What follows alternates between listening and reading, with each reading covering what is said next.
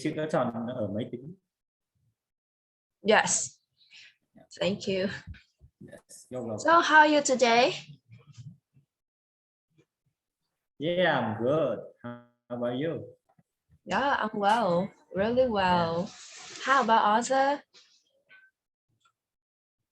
We just say hello to everyone. I have you check my file for today's lesson yet? Yes, I will check it in this afternoon, and actually, I found that this paragraph quite hard for me to It's quite understand. hard. Yes. Okay, because today meeting, I just or any one of us just explain some misunderstanding words that you do not understand. And then we just practice our reading out loud or shadowing technique, I mean. Yes, yes. Now I would share my screen.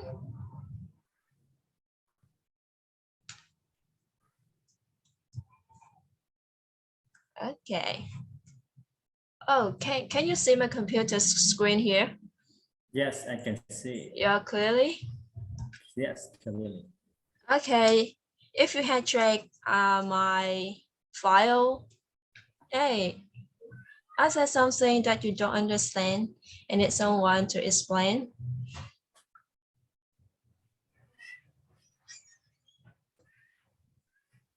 Sorry.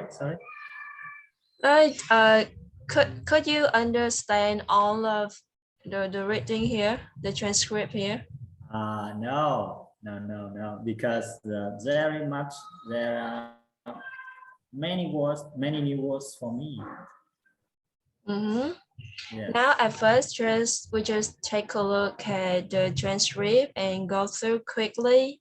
And if you don't understand anything, please ask. Yeah, okay. Well, the first paragraph.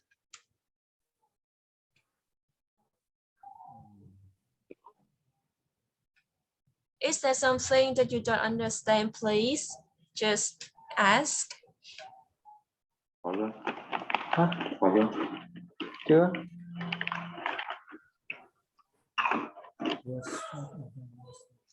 What keeps you up at night? Do you know what is pondering mean? Pondering. Pondering. I mean, I understand. I understand. Like the hurt, powdering, like hurt beep.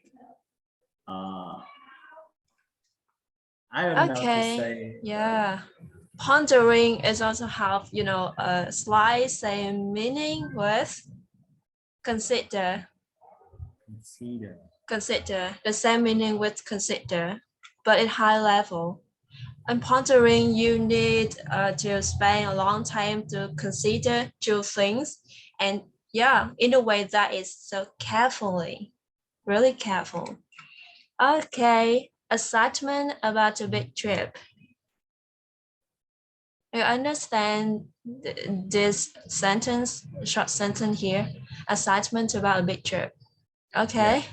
Yes. Move to the next one. Or is it stress about unfinished work?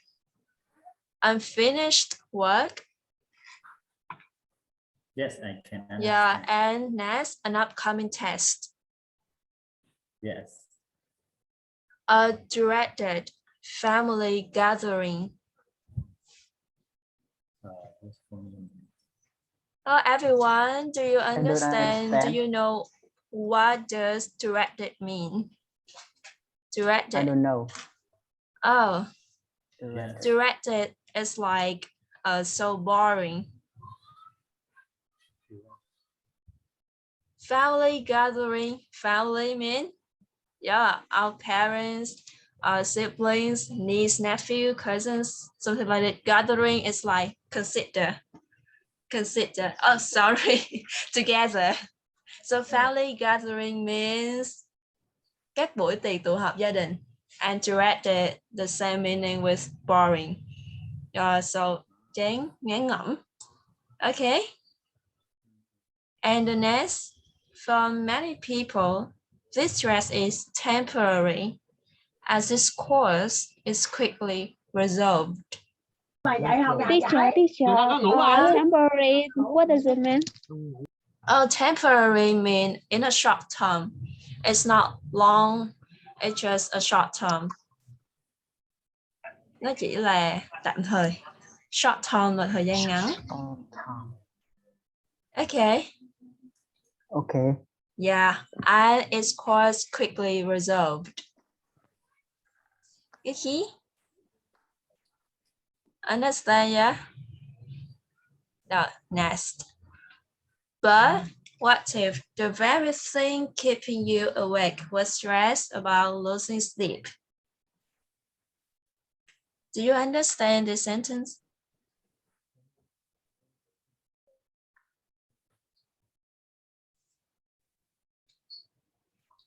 Understand? Or is there something you do not understand or misunderstand? If that's okay, move to the next one. This seemingly unresolvable loop is at the heart of insomnia, the world's most common sleep disorder. Do you know the meaning of loop? L-O-O-P. Like a circle. Like a circle. Okay? And sleep disorder. I don't understand. Disorder. Yeah. Disorder. What mean disorder? Yeah, disorder is like rối loạn. Sleep disorder là rối loạn giấc ngủ. Disorder. Sleep. Okay. Okay. Yeah. So the next paragraph, Lee just quickly look at the paragraph and tell me that something you do not understand. Almost anything can cause the occasional restless night.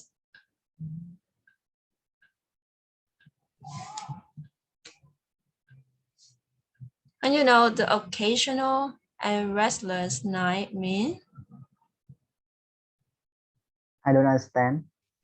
Yeah, occasional is usually, used sometimes. Occasional means sometimes. And restless, something that continues over and over. Do not have a rest. Do not take a rest. We call restless. Night, I think you know the night. And the night that but restless night là những cái đêm thức trắng không ngủ.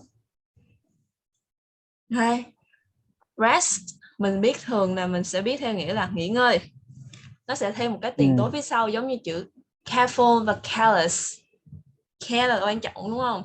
Careful là chú ý tới, nhưng careless là kiểu vô ý.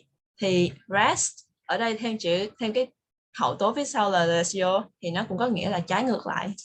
Rest là nghỉ ngơi, restless liên tục không nghỉ ngơi. Mà cái đêm không nghỉ ngơi là cái đêm mình không ngủ được. Okay, you know the snoring partner. Snoring partner. Snoring mean ngáy.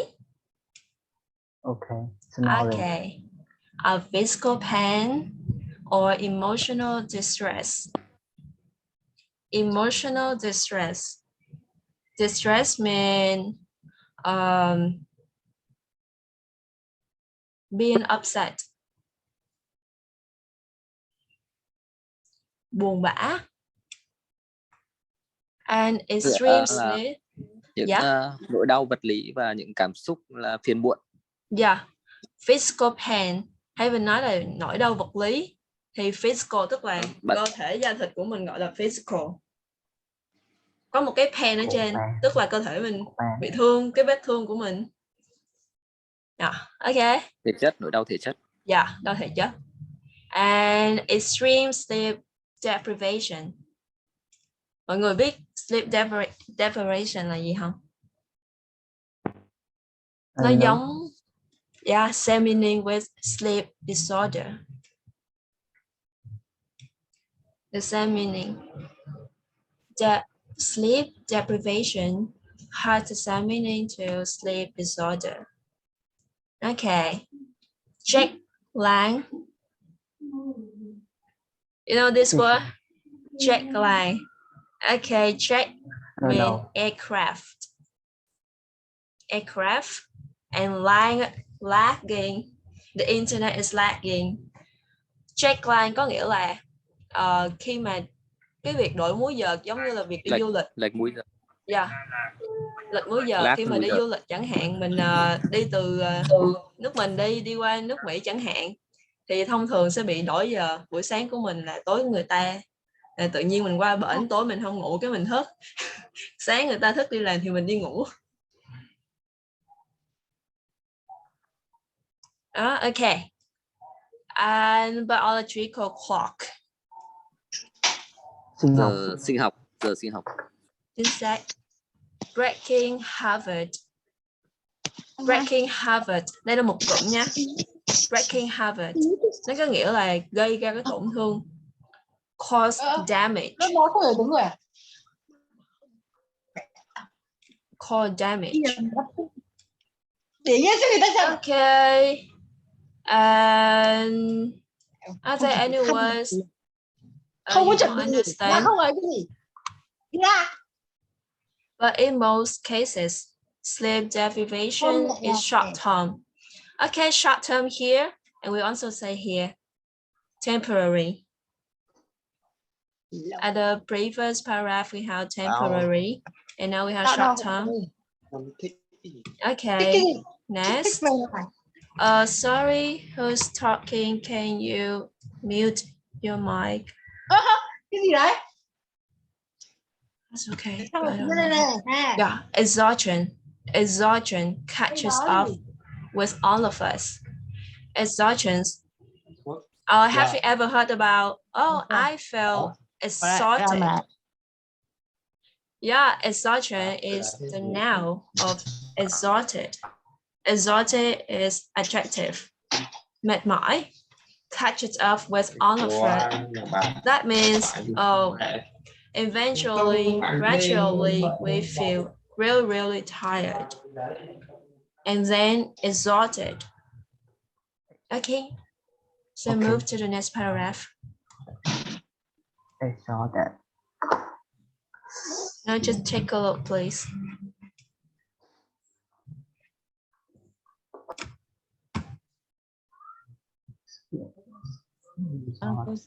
Poetry. And at sleepless night period, the parent can start to carry asphyxiation. Very much new work. Respiratory. The respiratory mean related to breathing. Hệ hô hấp. Disorders, các rối loạn về hô hấp. Gastrointestinal. Gastrointestinal. Từ intestinal có nghĩa là cái phần đường ruột của mình. Thì gastrointestinal problems là những cái vấn đề liên quan tới đường tiêu hóa. Okay.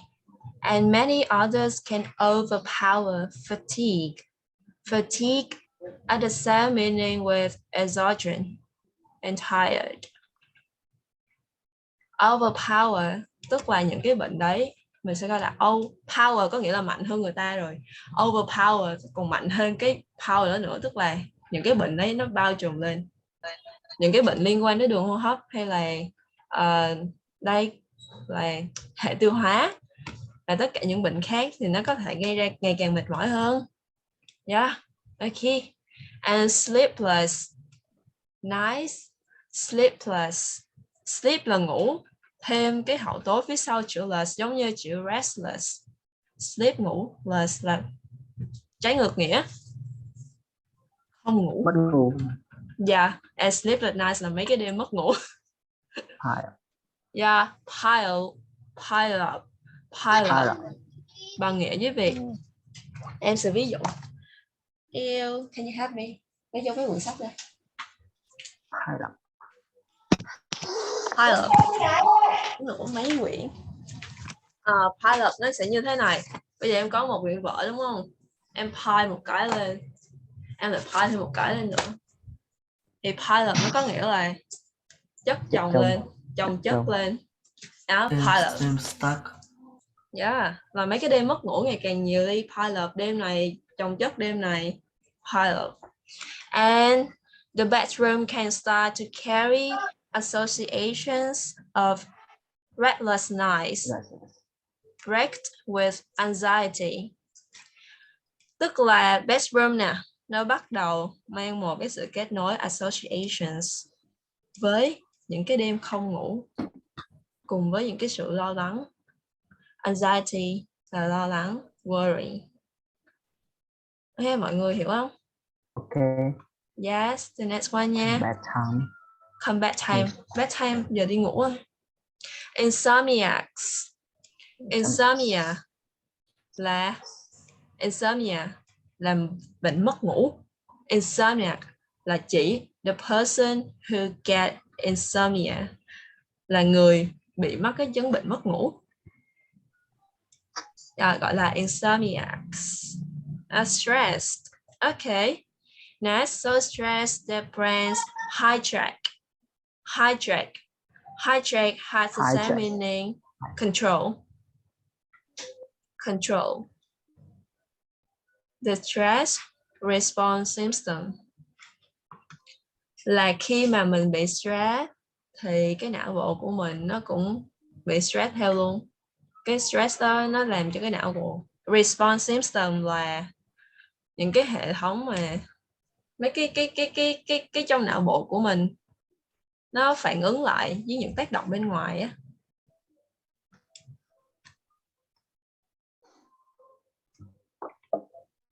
Okay. And what is it? Here.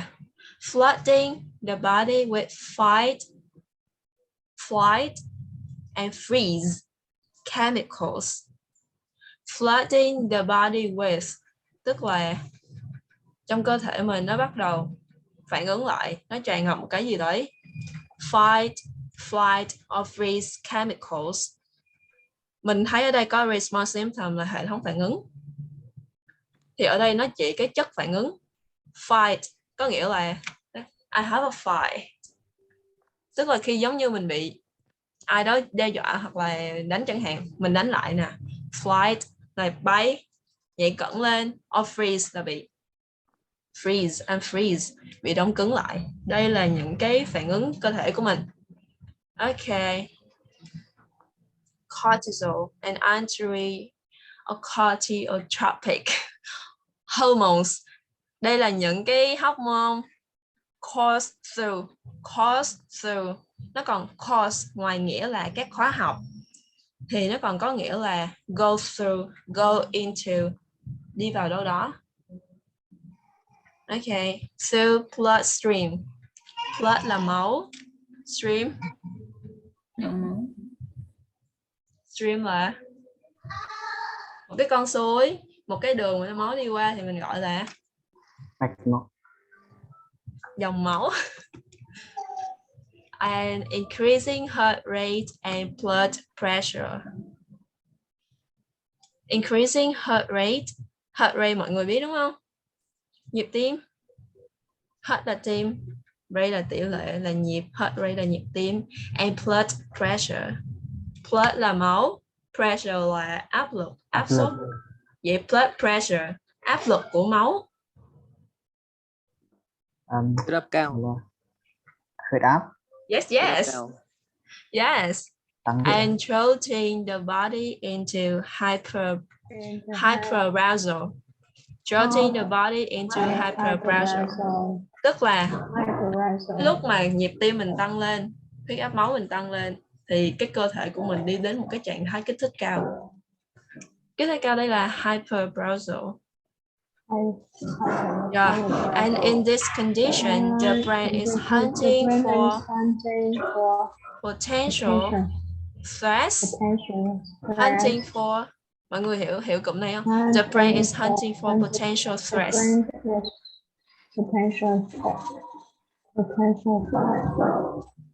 Tức là lúc này cái não bộ bắt đầu sẽ tìm kiếm những cái mối nguy hại nào đó, những cái gì có thể ảnh hưởng tới nó. And making it impossible to ignore. Ignore means don't care. Ignore, don't care. A slight discomfort or nighttime noise. Ok. Rồi. Đoạn tiếp theo nó không có gì. Không có gì thì em đi đoạn tiếp theo nha. Mình sơ qua để mình hoàn thành. And when insomnia finally do fall asleep, the quality of their rest is compromised. Compromise means reduce the quality. Reduce, giảm sút. Our brain's primary source means the main source, okay, of energy is cerebral glucose. Our brain's primary source. Mọi người biết cái năng lượng chính của não bộ là glucose. Yeah. And in healthy sleep, our metabolism means hệ thống trao đổi chất. Slows to conserve là dự trữ, tích trữ lại. This glucose for waking hours. Waking là thức, hours là thời gian, trái với thời gian ngủ, trái với bedtime là waking hours. Okay. And but PET studies show the cái này em không biết đọc, em quên, sorry. Một cái chất gì đó that prevents sleep for insomnia. Là cái chất này nó ngăn cản cái giấc ngủ của mấy cái người bị bệnh mất ngủ. Also speeds up, go fast, increase, quickly, speeds up, đẩy mạnh, their metabolisms là hệ trao đổi chất. And while they sleep, their bodies are working overtime, burning through the brain supply of energy giving glucose. Hiểu không? Understand? Yeah?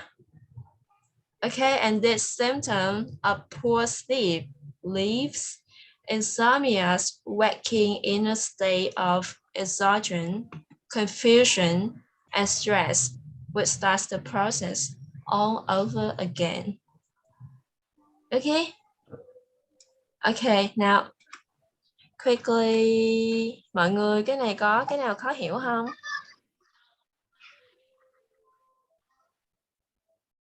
When the circles of stress and restlessness last several months, they're diagnosed as chronic insomnia. Diagnosed, chuẩn đoán. Chronic, mãn tính. Chuẩn đoán là bệnh, cái chứng mất ngủ mãn tính. And why insomnia rarely leads to death. Trong khi mà cái bệnh mất ngủ này thậm chí là ít khi nào dẫn đến việc tử vong. Its chemical mechanisms are similar to anxiety attacks, found in those experiencing depression and anxiety. Thì mấy cái chất phản ứng hóa học này của cái bệnh mất ngủ nó giống như là chứng rối loạn lo âu với những cái người được tìm thấy ở trong những cái người đã trải qua depression, trầm cảm và lo lắng. So suffering from any one of these conditions increases your risk of experiencing the other two. Yeah.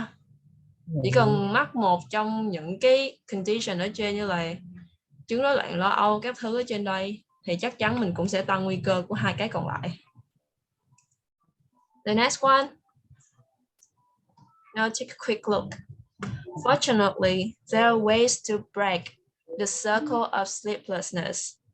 Sleepless, mất ngủ, emptiness. đổi thành danh từ sleeplessness. Sleeplessness. Managing the stress that leads to hyperarousal is one of our best understood treatments for insomnia. Best understood. Best là nhất. Understood. Mình đã hiểu nhất. Ai cũng biết người ta thì sẽ bằng nghĩa với lại common. Common. Best understood had the similar meaning to common. And good sleep practices can help rebuild your relationship with bedtime. Make sure your bedroom is dark and comfortably cool to minimize giảm thiểu stress during hyperarousal. Only use your bed for sleeping, and if you're restless, không ngủ được, leave the room and tire yourself out with relaxing activities. Đi ra khỏi phòng nè và bắt đầu làm những cái công việc relaxing, những cái công việc nào đó mình cảm thấy thư giãn, like reading, meditating. Meditating mean ngồi thiền, and journaling. Journaling ngoài nghĩa là báo chí thì nó có một nghĩa nữa là viết nhật ký. And regulate your metabolism by setting consistent resting and waking times. Consistent means stable, unchanged. Unchanged, yeah. To have orient means direct, định hướng. Your body's biological clock. This clock is also sensitive to light, sensitive, nhạy cảm. So avoid bright lights. Bright là sáng, lights là ánh đèn. Ngoài cái nghĩa là nhẹ hoặc là sáng thì light nó còn có nghĩa danh từ là cái ánh đèn, cái bóng đèn mình đó. At night to help tell your body that it's time for sleep. Okay, the next one. In addition to these practices, some doctors prescribe medication. Medication tức là thuốc to add sleep. AID mean help. But there are reliable medications. Thì nhưng mà lại không có một cái thuốc nào là chắc chắn rằng that help in all cases. Tức là bác sĩ cũng đã đề nghị là cái thuốc nè có thể giúp cho mình đi ngủ, nhưng mà cũng không chắc chắn là nó có phù hợp hay là có thể trị hết tất cả các bệnh mất ngủ hay không. And over-the-counter sleeping pills. Pills examining with capsule. Mấy cái viên thuốc tablet. Mấy cái viên thuốc gọi là pills. Over-the-counter. Bình thường mọi người bị bệnh, thay vì mọi người đi đến thẳng bác sĩ hay là bệnh viện thì mọi người hay đi đến nhà thuốc. Thì những cái thuốc mà người ta bán ở nhà thuốc đó thì sẽ gọi là thuốc không kê đơn. Là mình đâu có đi khám, mình đâu có đơn thuốc đâu, người ta chỉ bán theo những cái symptoms của mình thôi nha. Okay, over the counter sleeping pills là mấy viên thuốc mà bán ở ngoài tiệm mà không được kê đơn. Can be highly addictive. Addictive. Do you know addictive mean?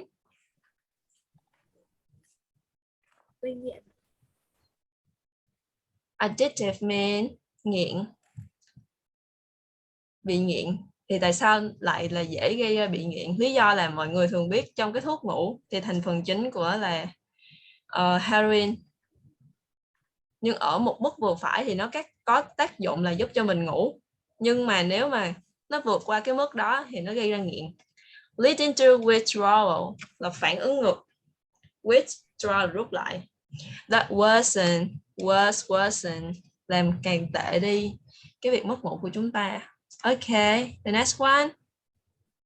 But before seeking any treatment, make sure your sleeplessness is actually due to insomnia.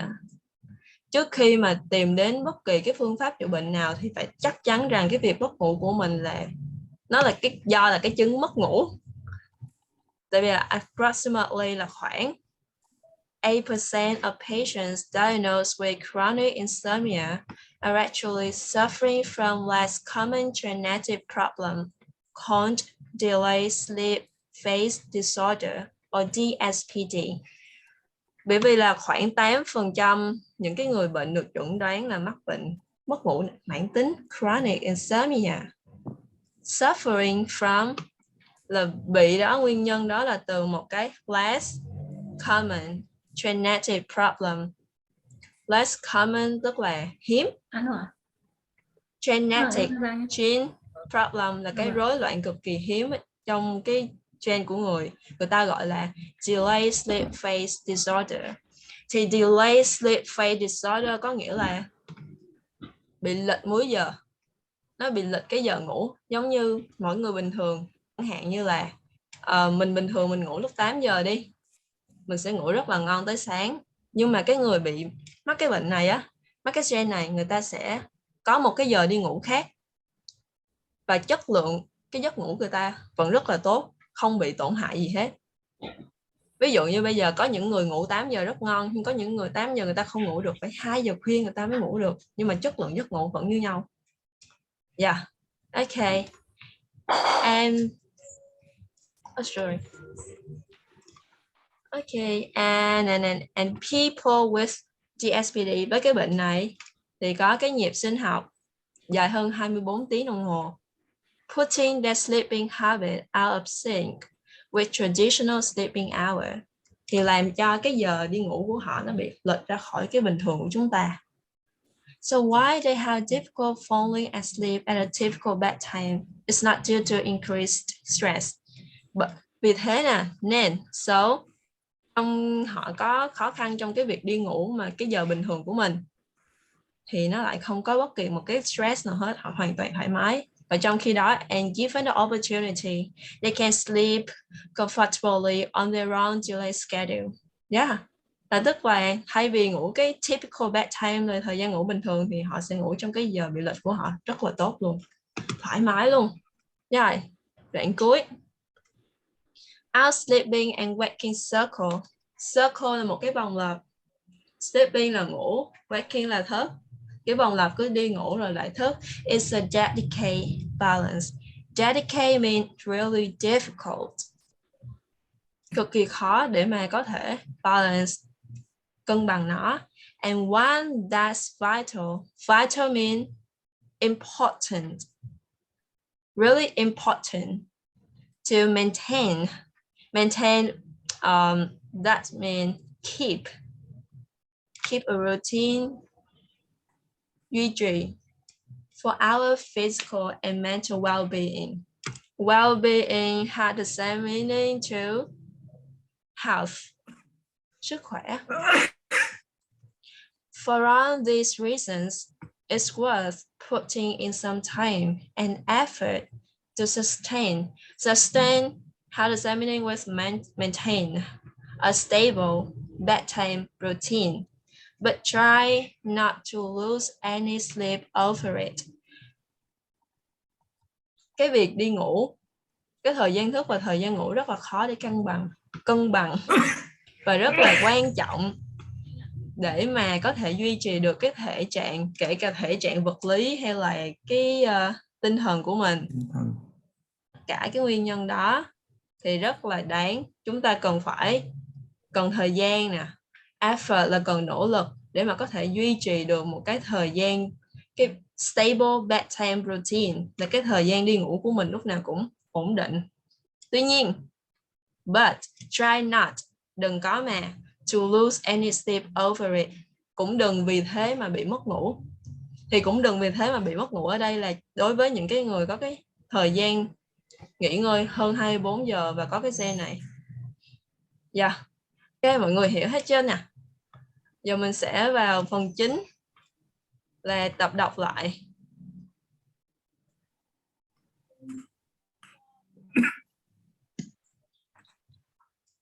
Ok, bây giờ em xin mời một bạn có thể đọc đoạn đầu được không ạ? Read out loud before you watching the videos. Mình đọc. Was keep Dạ ơi. What keeps you up at night? Coloring deep question. Excitement about a big trip, or is it stress about unfinished work, an upcoming test, or a dreaded family gathering? For many people, this stress is temporary. Yeah. Temporary, as its cause is quickly resolved. But what if the very thing keeping you awake was stress about losing sleep? This seemingly unsolvable loss is at a insomnia. Vẫn còn dưỡng tĩnh. The world's most common sleep disorder. Thank you. Và bây giờ mình sẽ nghe lại đoạn video. Người ta sẽ đọc đoạn này như thế nào nha. Mọi người chú ý giùm em. Ở đây sẽ có một vài nối âm. Thì bây giờ em sẽ cho mọi người nghe ở mức độ bình thường trước, cái standard speed trước nha. Là càng cao đấy, khi nào cái tải lượng ví dụ là càng thấp thì nó mới không có khả năng lây nhiễm, và tối ưu của nó thì phải trên 33, và bình thường là phải trên 33, nhưng mà để nó không có khả năng lây nhiễm thì tối ưu thì phải trên 36 thì nó gọi là bình thường.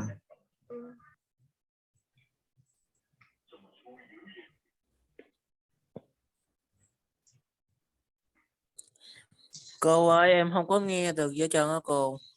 Không nghe được hả? Dạ. Nhỏ quá không? Em không có nghe luôn nghe được gì luôn á. Không nghe luôn hả? No. Không nghe thấy gì luôn á. Yeah, no. Okay. Ủa? Không nghe. Okay.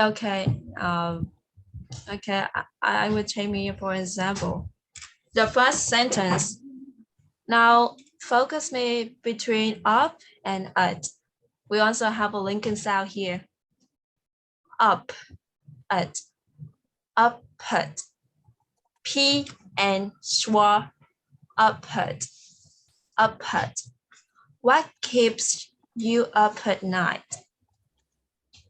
What keeps you up at night? Yeah. And the next one, we also have no having any linking sound here, but I find many of us, pronounce incorrectly the questions. Question, qua, and chen. Question. Well, two sound syllable.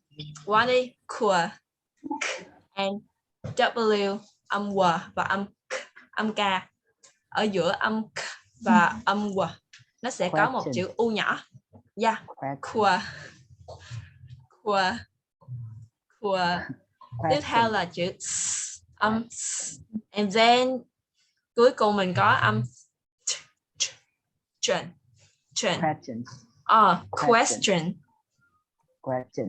Question. Ok, bây giờ mình thử đọc lại 2 câu đầu thôi nha. 2 câu đầu thôi. What keeps you up at night? Pondering deep questions. Now, someone who wanna try? What keeps you up at night? Pondering deep questions. Yes. So, anyone else? What keeps you up at night? Pondering deep questions. Okay. Vậy có thể đọc lại chữ questions. Questions. Mình có một cái âm s ở giữa nữa. Questions. Và âm s ở cuối. Yeah. Questions. Yes. Good. Thank you. Okay, now the next sentence. Now just focus on the linking sound here. Assignment to bow to big trip. Assignment to bow to big trip. Assignment to bow to big trip. Okay. Assignment and to bow. About and assignment to bow to big trip. Now just about the big trip. Assignment. Assignment. Mọi người who wanna try Assignment the sentence? about a big trip. Yes. Someone else? Assignment Assignment about about a big trip. Okay. Sơn, yeah, you can try. assignment about big trip. Good. The next sentence. Or raises stress about. Or raises stress about. 1, 2, 3, 4, 5. 5 words. The first 5 words. Or raises stress about. Or raises stressed about. Or resist stress about. Okay. Yes. Okay. Or raise the stress about unfinished. Unfinished Unfinished work. work. Okay. Now just focus on the word unfinished. Unfinished. Unfinished. And ed we say t. Unfinished. Unfinished. Or it is stress about unfinished work. Yes. Someone else? Okay, Đạt. Thành Đạt, right? Okay, so I'll raise the stress about unfinished. Oh, no. Okay, unfinished work. Yes. So, Thúy, Đỗ Thúy, right? Can you try this sentence, please? Okay. Or is it stress about unfinished work? Okay, now just listen and repeat after me. Or is it stress about? Or is it stress about Unfinished work. Yes. Now one more. Or is it stress about unfinished work? Or is it stress about unfinished work? Good. Thank you. And then 1, 2, 3 here. An upcoming test. An upcoming test.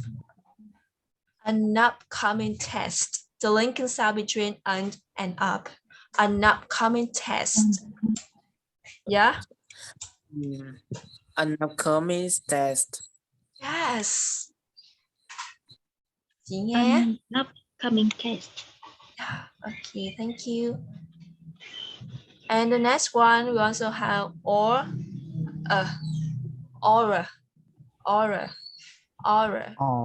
Yeah. Directed. Family gathering. Directed. Yeah. Directed. Now it's same the principle with question. Directed.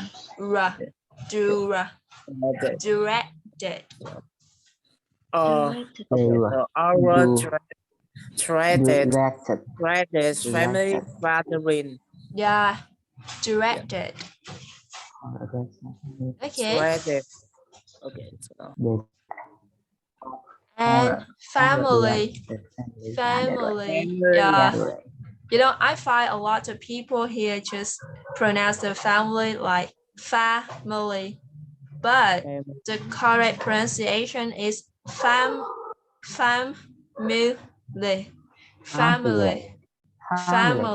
Yeah. Family. Yeah. Family. Gathering. Okay. Gathering. And next,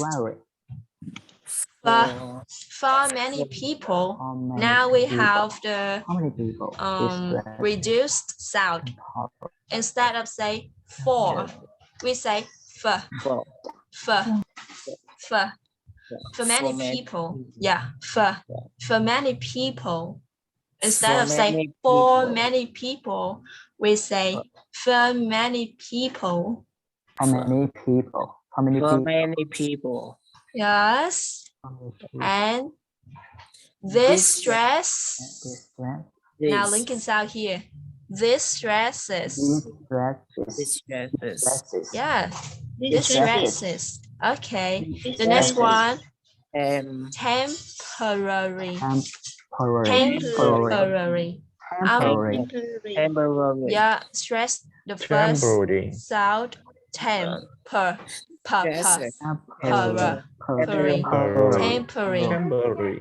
Yes. Temporary. Yeah, okay.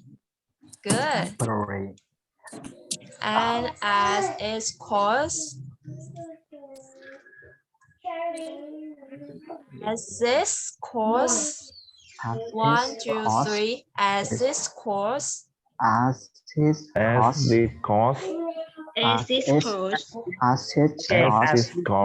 Okay. Now who wanna try? Just raise hand, please. Okay, and then is quickly resolved. Or the long or resolved.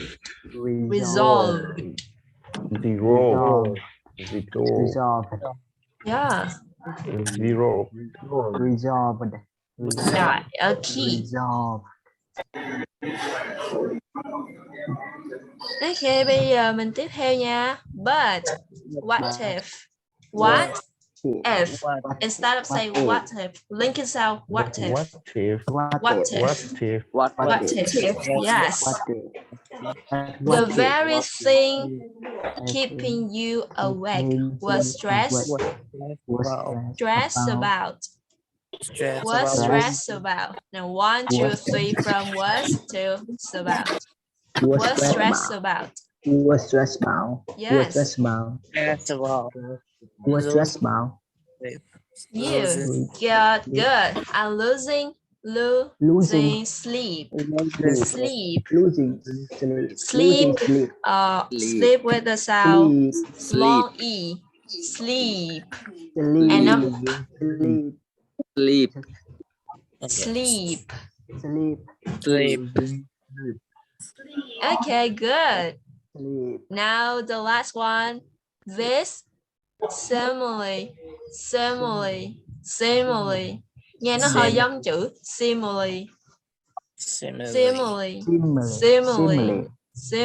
Yes. And unsolvable.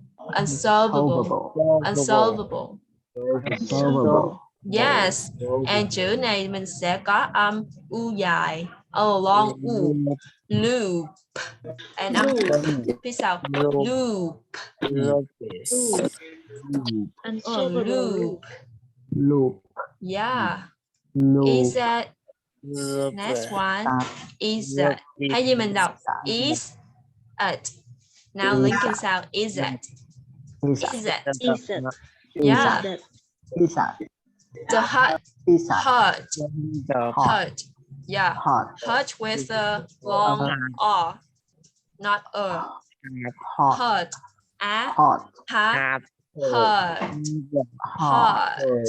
Heart. Yes. Of insomnia. Three sound. Insomnia.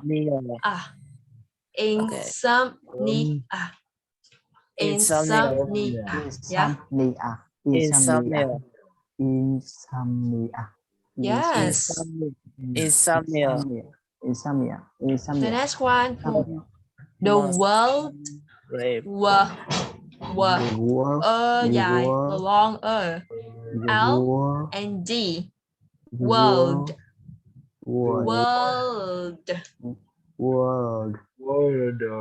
Yes. D. The world. The ending sound. D. The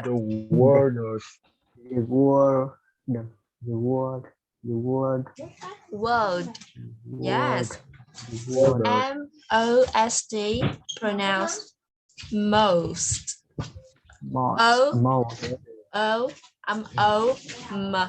Most. most, Most. most, Yes. most, Common, not command. Not command. It's a common. Common. Okay, sleep again. Sleep. Okay, the last word. Disorder. Disorder. Và âm o dài. Disorder.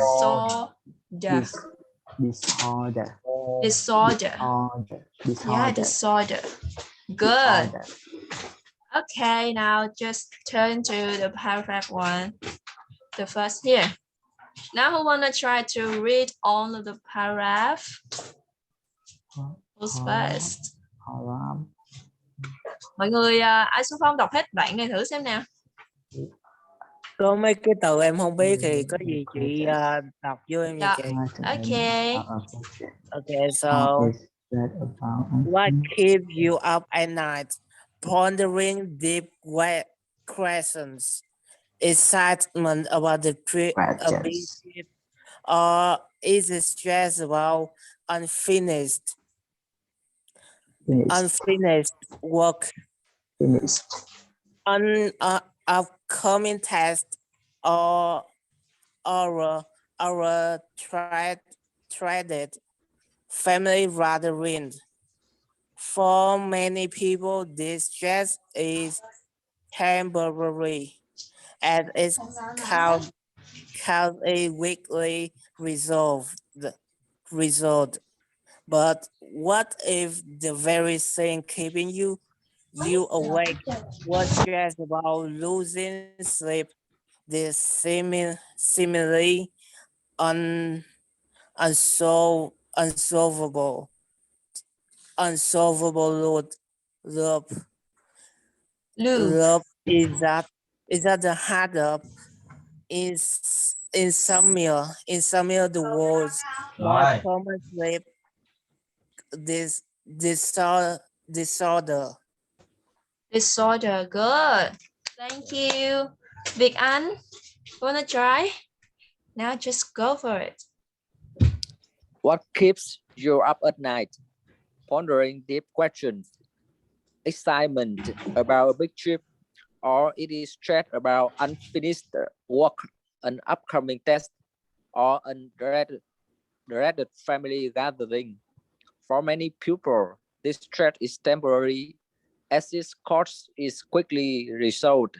But what if the very thing keeping you awake was stress about losing sleep?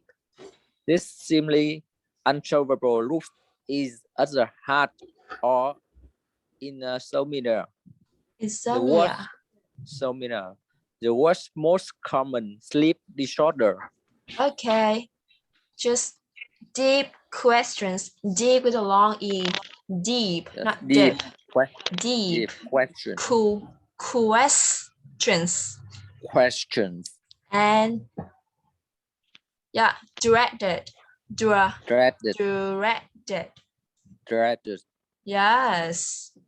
And here, awake. Yes. Awake. And loop. Long Loop. Yes. And the sleep disorder. Disorder. Yes. Good. Thank you, Big An. Công Sơn, right? You wanna try? Okay. What keeps you up at night? Boring deep question. Experiment about the big trip, or is it stress about unfinished work, an upcoming test, or a direct family gathering? For many people, this stress temporary is cause is quickly resolved. But what if very thing keeping you awake was stressed about losing sleep? This seemingly unsolvable loop as the heard of insomnia, the worst most common sleep disorder. Okay, just some questions here. Directed. Directed. Yeah, temporary. Temporary. Cause. Oh yeah. It's caused. Cause. Yes. It's caused quickly. Here, loop. And most, not must, and most. Oh, most. Yeah. Yeah, thank you. Thank you so much. We have girl here. Ngọc Mỹ Hoang, right? I'm sorry if I pronounce your name wrongly. My name Ngọc My. Ngọc Mỹ. Okay, you can try it. Yes. What keeps you up at night? Pondering deep, questioned, excitement about a big trip, or resist stress about unfinished work, an upcoming test, or a dreaded family gathering. For many people, this stress is temporary, as this cause is quickly resolved. But what if the very thing keeping you awake was stress about losing sleep? This seemingly unsolvable loop is at the heart of insomnia, the world's most common sleep disorder. Yeah, good. You have a nice voice and stable intonation. Yeah, just something here. Unfinished. Unfinished. Yeah. Could you repeat, please? Unfinished. Finish. Yeah, unfinished. Family gathering. Family gathering. Yes. Gathering. Yes. Good. Family gathering. Here. Simile. Yes. Simile. And the most. Most. Không phải là most, not must. Most. Yeah, thank you for your devotion here. Oh, Phương, right? Can you try? Hello, teacher. Can you hear me? Hello. Oh, sorry. Could you talk louder because I can hear your voice? You can hear me? A little bit louder. Oh, I need some. Okay. No, just try. Okay. What keeps you up at night? Worrying deep questions? Excitement about a big trip? Resist stress about unfinished work? An upcoming test? Or a crisis family gathering? For many people, this stress is temporary. A stress course is quickly resolved. What tips the very thing keeping you wake up was stressed about losing sleep? This seemingly unresolvable loop is at the heart of insomnia, the world's most common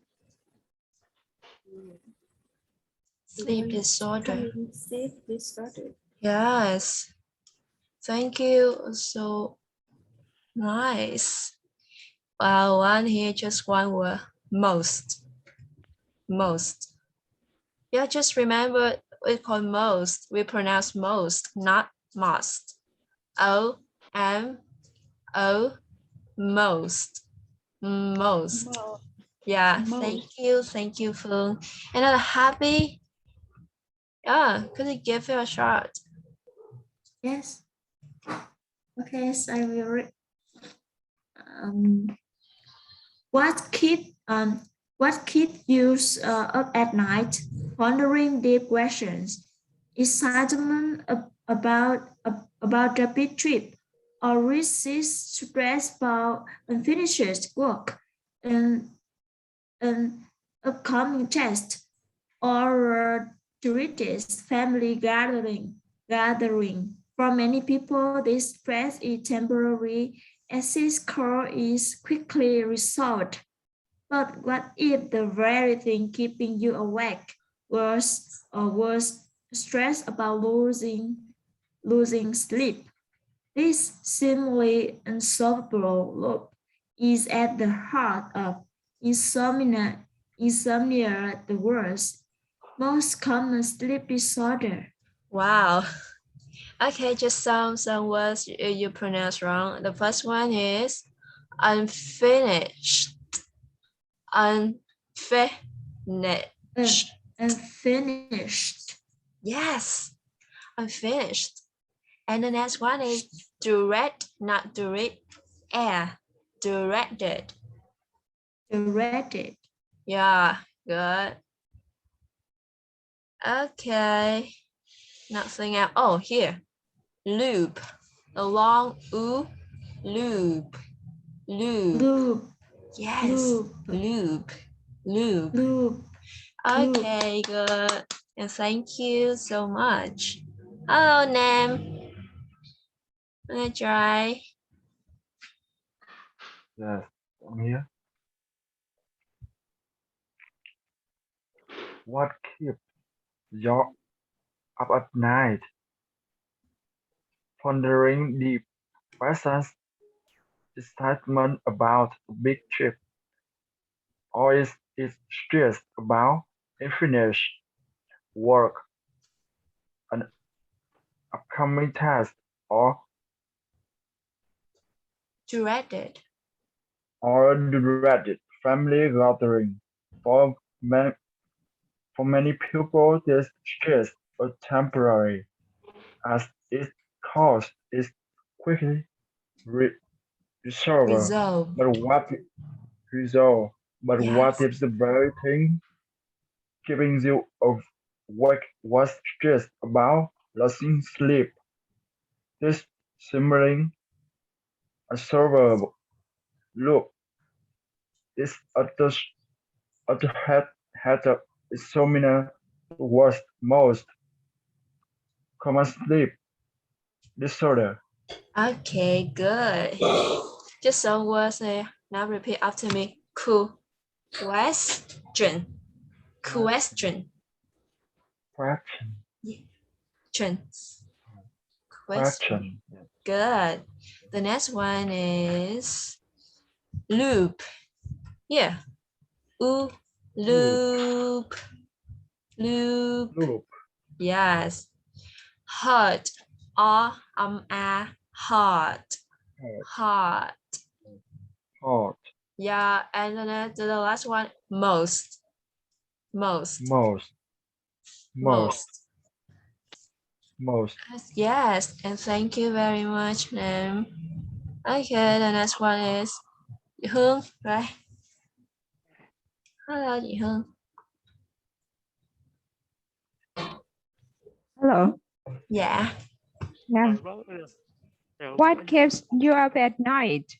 Pondering deep questions, excitement about a big trip, or is it a stress about unfinished work, an upcoming test, or a dreaded family gathering? For many people, this stress is temporary, as its cause is quickly resolved. But what if the very thing keeping you awake was stressed about losing sleep? This seemingly unsolvable loop is at the heart of insomnia. Insomnia, the word most common sleep disorder. Perfect. Thấy không, cô hay quá à. Cảm ơn em. Cũng những cái từ này thực sự là rất là khó với chị luôn á. nói chung là những từ này chưa bao giờ chị gặp luôn. Nhưng mà rất là hay luôn nha, pronunciation rất chuẩn. Rồi, cảm ơn Dạ em. em cảm ơn. Now thank Rồi. you. And the next one is Đỗ Thúy. Your name is Thúy. Yes, ma'am. Okay. What keeps you up at night? Pondering deep questions, excitement about a big trip, or is it stress about unfinished work, an upcoming test, or a dreaded family gathering? For many people, this stress is temporary, as it causes quickly resolved. But what if the very thing keeping you awake was stressed about losing sleep? This family unsolvable. Look, he said the cause of insomnia, the worst most common sleep disorder. Yes, just one was questions. Questions. Questions. Questions. Yeah, and similarly also have directed. Dreaded. Yeah, directed. Dreaded. Good. Cảm ơn Thúy. Thank you. Okay, the next one is anh Đạt. Đạt, right? You wanna try? Hello, Đạt ơi. Are you here? Hello. Yeah. Okay, so what keeps you up at night? Pondering deep questions, excitement about a big trip, or is it stress about unfinished work, an upcoming test, or the dreaded family gathering? For many people, this stress is temporary, as it causes a weekly result. But what if the very thing keeping you awake was stress about losing sleep? This seemingly unsolvable look at harder in some in some in in some in some insomnia. Yes, whoa, the world's most common sleep disorder. Good. Just here. Say yeah, course. It's course. Not cold. Course. Yeah, the long or. Yeah. And resolved. Nó cũng là âm o luôn. Resolved.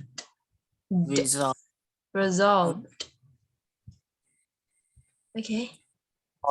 Resolved. Yes. Okay, cảm ơn Đạt. Thank you very much. And now the next one is Huy. Quang Huy. What keeps you up at night? Pondering deep questions, excitement about a big trip, or is it stress about unfinished work, an upcoming test, or the dreaded family gathering? For many people, this stress is temporary and its cause is quickly resolved. But what if the very thing keeping you awake was stress about losing sleep? This family unsolvable loop is at the heart of insomnia, the world's most common sleep disorder. Oh, yes. Good voice.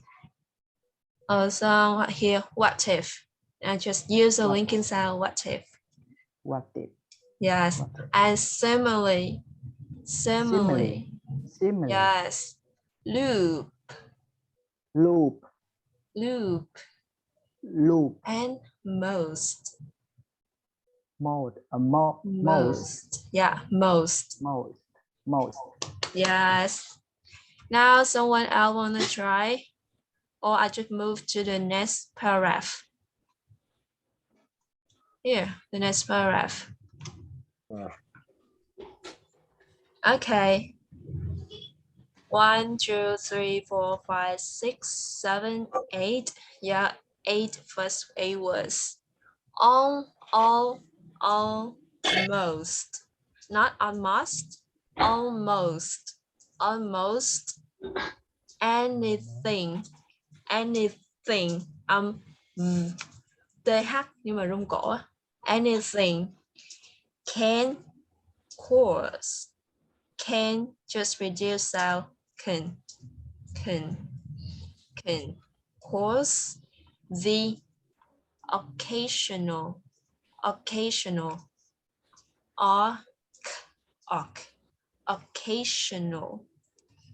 Restless night. Almost anything can cause the occasional restless night. Almost, stop. Anything can cause, stop. The occasional, stop. Restless night. Almost anything can cause the occasional restless night. Yeah, wanna try?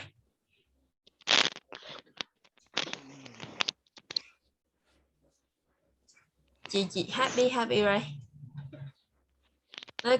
Could you help me? Could you help me to read out loud the first sentence here? Độ Thúy.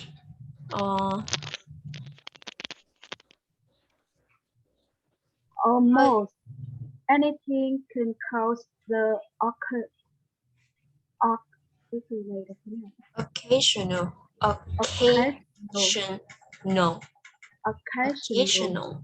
Yes. Almost restless. Rest. We have S here. Rest and less. Xuống giọng một xíu. Restless. Night.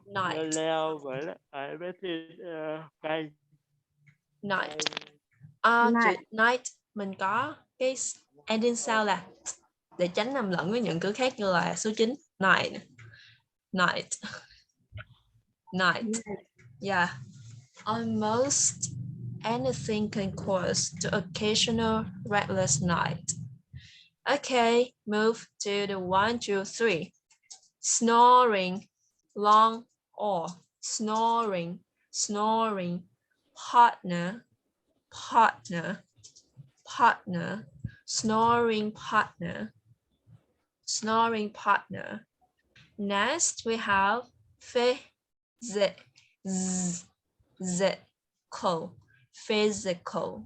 physical and pain. P-A-N. Pain.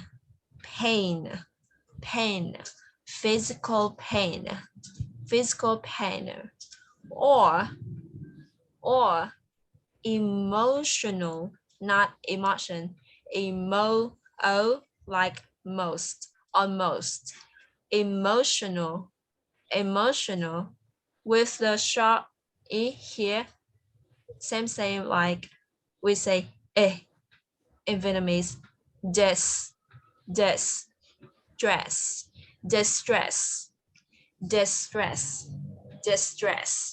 Okay. Almost anything can cause the occasional restless night, a snoring partner, physical pain, or emotional distress. Yeah, who wanna try? Huy? You wanna? Almost anything can cause the occasional restless night. Yes. A snoring partner, physical pain, or emotional distress. Can Course. Okay, Can course. Step here. It's course. Course. course. Yeah, occasional. Occasional. Restless. Restless. Yeah, same. Re- The pronunciation of careless. Carefulness. Careless. Restless. Restless. Yeah. Restless. Snoring. Snoring. Partner. Yes. Partner. Physical. Physical. Physical. Physical. Physical. Physical. Physical. Pain. Pain. Pain, yes. Or emotional. Emotional. Distress. Distress. Distress. Nhấn âm 2. Distress. Distress. Yes. Okay. Câu tiếp theo. And extreme. Extreme. Dream. Extreme. Extreme. Sleep. Sleep. The long E. And deprivation. Deprivation. Nhấn âm 3. Deprivation. Deprivation like Jack Clank can throw off your biological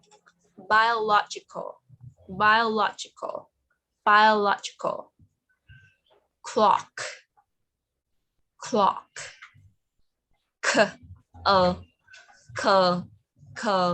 Âm O ngắn, the short O. Clock. Âm cuối. Clock. Tiếp theo mình có breaking. Breaking. Âm này âm W mình gọi là âm câm. Chị đọc breaking. HAVOC. We say havoc on your sleep. Chữ cuối nè. Scare. Scare. Schedule. Schedule. Schedule. Ok, nào mình sẽ đi lại 2 câu nhé. Câu thứ 2 đi. An extreme sleep deprivation like Jack Clank can throw off your biological clock, wreaking havoc on your sleep schedule. We want to try the second sentence here. An extreme sleep deprivation can throw off your biological clock, wreaking havoc on your sleep schedule. Okay, anh Minh. Sorry, Trần Minh Quang, right? You wanna try?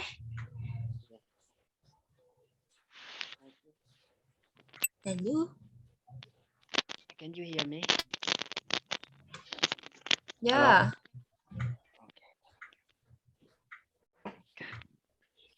Could you help me?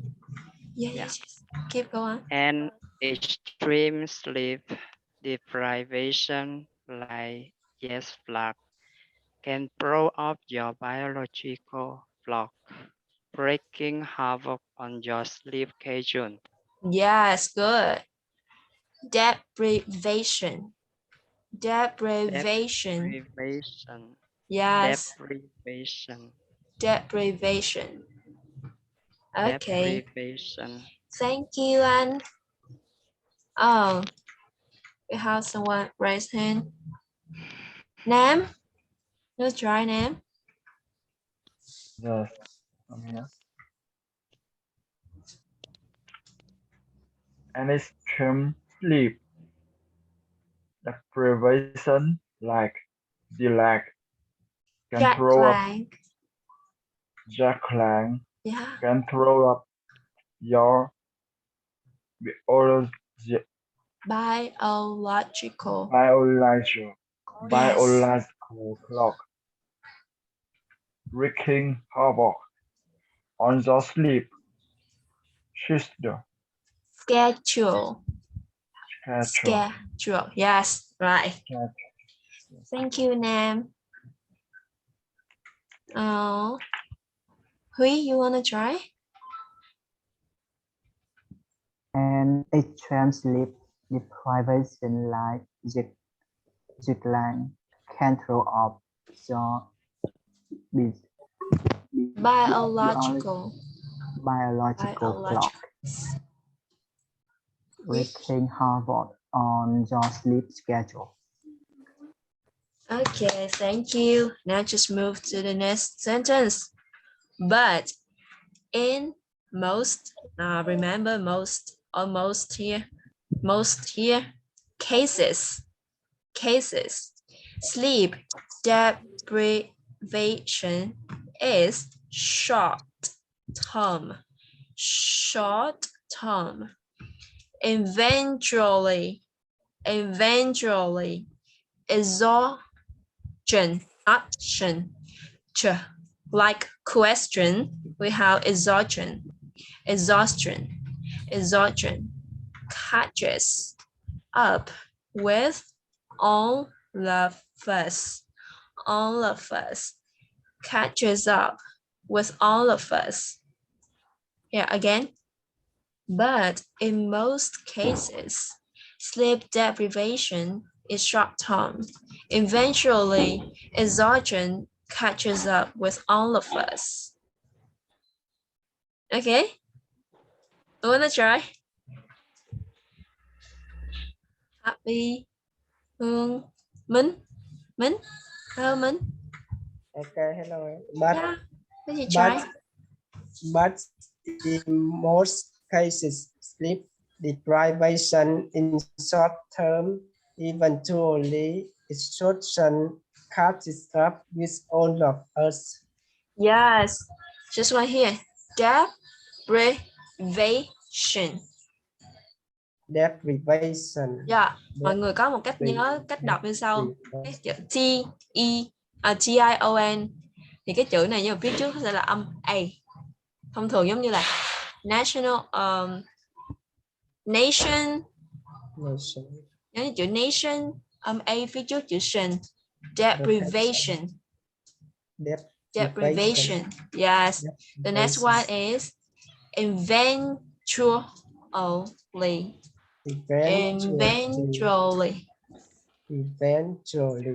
Yes, eventually. Good. Eventually. Oh, thank you.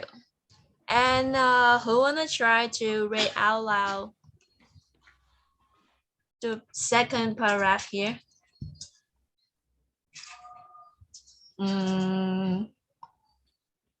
Who you wanna try? Hello, Hương. Chị ơi. Hello, em.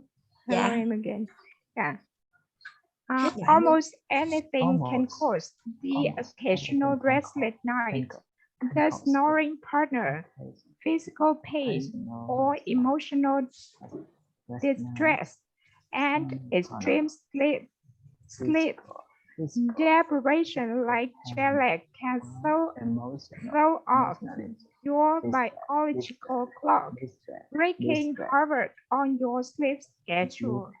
But in most cases, sleep deprivation is short-term. Eventually, exhaustion catches up with all of us. Good. You have, good pronunciation. Wow. Thank you. Okay, someone else? I want. Yes. Now just go for it. Almost anything can cause the occasional restless night.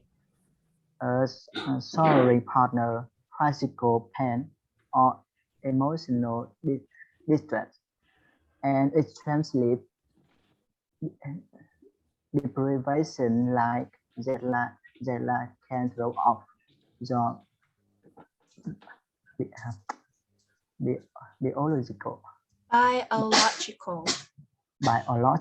biological clock, sweeping havoc on your sleep schedule. But in most cases, sleep deprivation is short-term. Eventually, exhaustion catches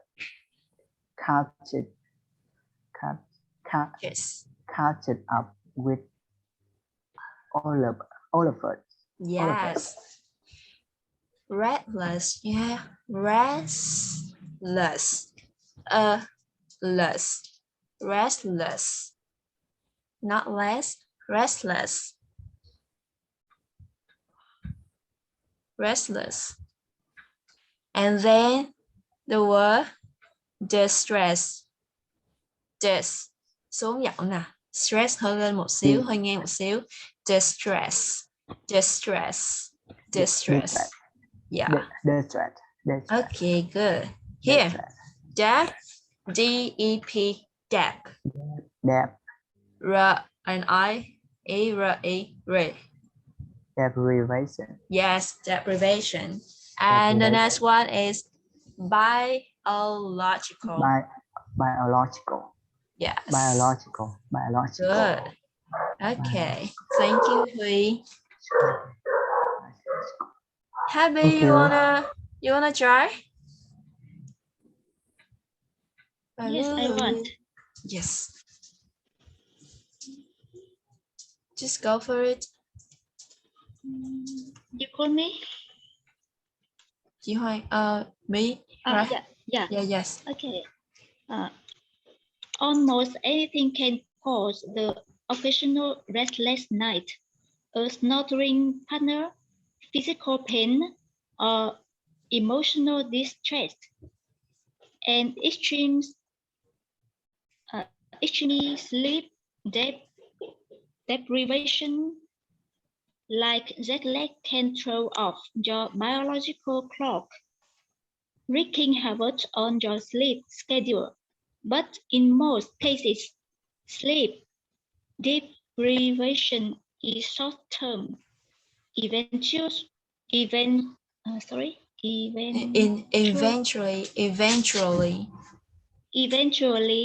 exhaustion catches up with all of us. Yes. Good. Restless. Mình đọc là giống restless, not restless. Restless. Yes, restless. Yes, okay, restless. Here we say extreme. Extreme. Yes. And most. Yeah, not most. It's most. Yeah, Yeah, exhaustion. Yeah, not trend. It's not trend. It's like question here. We say exhaustion. Yeah, exhaustion. Yeah, exhaustion. Exhaustion. Exhaustion. Thank you. Okay, good. Oh, time off. Okay. Oh, do you want to try this third paragraph here? It's just a little bit, even though the time is out, but do you want to try the third paragraph here?